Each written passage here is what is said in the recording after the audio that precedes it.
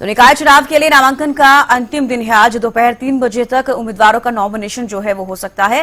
कल उम्मीदवारों के नामों की स्क्रूटनी होगी। 19 फरवरी तक नामांकन वापस ले सकेंगे उम्मीदवार और 2 मार्च को निकाय चुनाव के लिए वोटिंग होगी। फिलहाल पानीपत का अगर जिक्र करते हैं तो पानीपत में 21 फरवरी से नॉमिनेशन शुरू होगा, क्योंकि उसका जो चुनाव का स्केड्यूल है वो अलग है। ऐसे में पानीपत में 9 मार्च को निकाय चुनाव के लिए वोटिंग होगी। 12 मार्च को निकाय चुनाव के नतीजे जो हैं वो सामने आ जाएंगे। तो ऐसे में आज नॉमिनेशन का आखिरी दिन है और पानीपत को छोड़कर फिलहाल और सीटों का अगर हम जिक्र करते हैं तो 11 फरवरी से नॉमिनेशन शुरू हुआ। आज 17 फरवरी है। 17 फरवरी आज नॉमिनेशन का आखिरी दिन है और जितने भी उम्मीदवार हैं, चाहे वो किसी भी दल के हो, किसी भी पार्टी के हो, आज सभी नॉमिनेशन का पर्चा दाखिल करने के लिए अपने एसडीएम ऑफिस पहुंचेंगे। अपने वार्ड में जाकर अपना नामांकन पर्चा जो है वो दाखिल करेंगे। चुनाव आयोग की तैयारी देखिए कितनी है। करीब 25,000 कर्मचारी वोटिंग का मोर्चा संभालते हुए इस बार नजर आएंगे। करीब 10,000 ईवीएम मशीनों से वोटिंग की प्रक्रिया पूरी होगी। तो चुनाव आयोग बिल्कुल तैयार नजर आ रहा है। पुलिस पेट्रोलिंग, सीसीटीवी से पोलिंग बूथों की निगरानी जो है की जाएगी। इसके अलावा लोगों को वोटिंग के लिए प्रोत्साहित करने के लिए जागरूकता कार्यक्रम भी किया जाएगा, ताकि ज्यादा से ज्यादा लोग जो है वोट देने के लिए पहुंचे। देखिए 11 फरवरी से 17 फरवरी तक नामांकन, 18 फरवरी को स्क्रूटनी, नामांकन वापसी का जो आखिरी दिन है वो 19, और देखिए पानीपत में 21 फरवरी से 27 फरवरी तक नामांकन है और स्क्रूटनी 28 फरवरी को की जाएगी। स्थानीय मुद्दों का बोलाबाला अगर हम बात करें, विकास, स्वच्छता, वाटर सप्लाई, ये कई ऐसे अहम मुद्दे हैं जिनको लेकर इस बार ये मुद्दे काफी हाईलाइटेड हैं।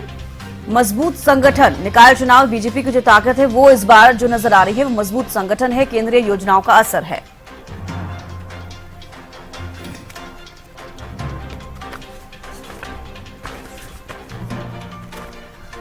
तो चलिए राजेंद्र धैया हमारे साथ ब्यूरो चीफ जुड़ गए हैं ज्यादा जानकारी के साथ। राजेंद्र, देखिए निकाय चुनाव के लिए नामांकन का आज आखिरी दिन है।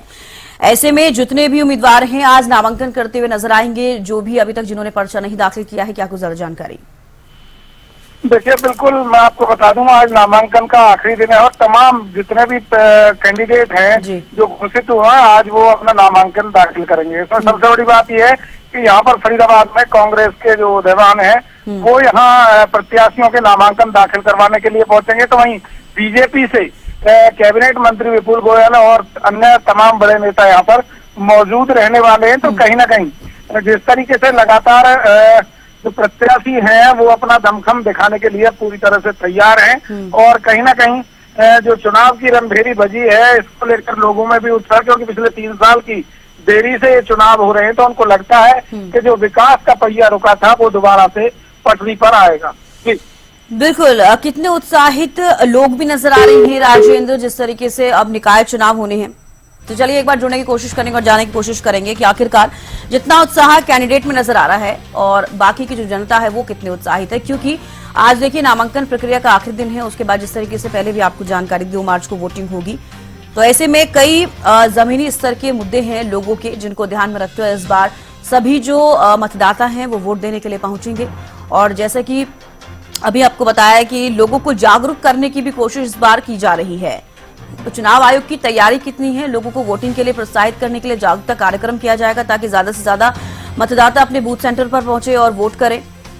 देखिए वोटिंग 2 मार्च को होनी है। आज 17 फरवरी है और आज नॉमिनेशन का आखिरी दिन है। सभी उम्मीदवार जो है आज अपना नामांकन पर्चा दाखिल कर देंगे और फिर स्थानीय मुद्दों का अगर हम जिक्र करें, स्वच्छता, वाटर सप्लाई, सुरक्षा, विकास, ट्रैफिक और ट्रांसपोर्ट, तो हरियाणा की सियासत में इस बार हैट्रिक लगती हुई नजर आ सकती है। जिस तरीके से बीजेपी लगातार ये दावा करती नजर आ रही है कि ट्रिपल इंजन की सरकार बनने जा रही है, तो केंद्रीय योजनाओं का असर जो है वो देखने को मिल रहा है, जिसका असर अब निकाय चुनाव पर पड़ता हुआ हरियाणा में नजर आएगा। विपक्षी दलों का बिखराव, ये एक माइनस पॉइंट यहां पर नजर आ रहा है।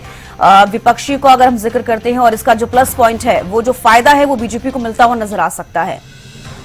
तो राष्ट्रीय मुद्दों पर चुनावी मैदान में उतरने की तैयारी, बीजेपी की जो रणनीति है वो हम आपको बता रही हैं। स्थानीय मुद्दों पर भी फोकस कर रही है बीजेपी। विकास की रणनीति पर अग्रसर हमेशा से रहती आई और इस बार भी देखा जा रहा है। 36 बिरादरी को साधने की कोशिश बीजेपी हमेशा से हर चुनाव में करती है, इस बार भी वही देखा जा रहा है। निगमों और परिषदों को विकास का फंड मुहैया कराने का भी वादा बीजेपी करती हुई नजर आई।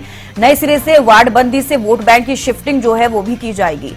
तो कोर वोट बैंक, एससी और जाट राजनीति, ये कांग्रेस की जो ताकत है वो हम आपको बता रहे हैं। निकाय चुनाव में किसान, अग्निवीर, महंगाई और बेरोजगारी, ये कुछ ऐसे मुद्दे हैं जो हमेशा से कांग्रेस उठाती हुई नजर आती है। हरियाणा का सबसे बड़ा सियासी दल, गुटबाजी, खींचतान और अधूरा संगठन, और ये कमजोरी है कांग्रेस की।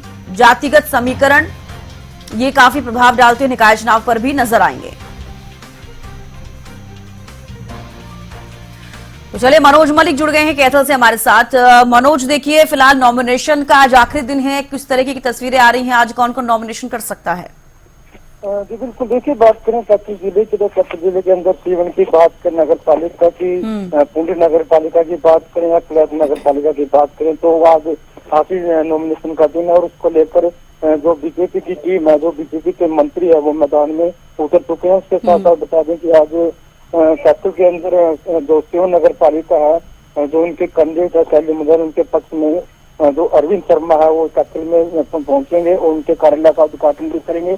और जो नॉमिनेशन है उसकी प्रक्रिया जो है वो पूरी आज की जाएगी। काफी खुशी का जो माहौल है यहाँ पर कार्यकर्ताओं में देखने को मिल रहा है, क्योंकि जो बात करें तो इसमें अगर हम बात करें तो इसके समर्थन में जो बीजेपी की प्रत्याशी है शैली मुंजाल, उसके समर्थन में आज सहकारिता मंत्री सीवन पहुंचेंगे। और इसके अलावा बात करें जो केंद्रीय में बीजेपी की कैंडिडेट है, प्रत्याशी है ममता सैनी का नाम करवाने के लिए पंचायत मंत्री किशोर पवार वहां पर पहुंचेंगे। और उसके साथ साथ प्लाट में मेनपाल राणा जो बीजेपी के कैंडिडेट है, उसके समर्थन में उच्चाना से जो विधायक है देवेंद्र अत्री और जो पूर्व राज्य मंत्री है कमलेश चांडा, उनके समर्थन में वहां पर उतरेंगे। उनके लिए वोट की अपील भी की जाएगी, उनका नॉमिनेशन जो करने की प्रक्रिया है वो भी पूरी की जाएगी।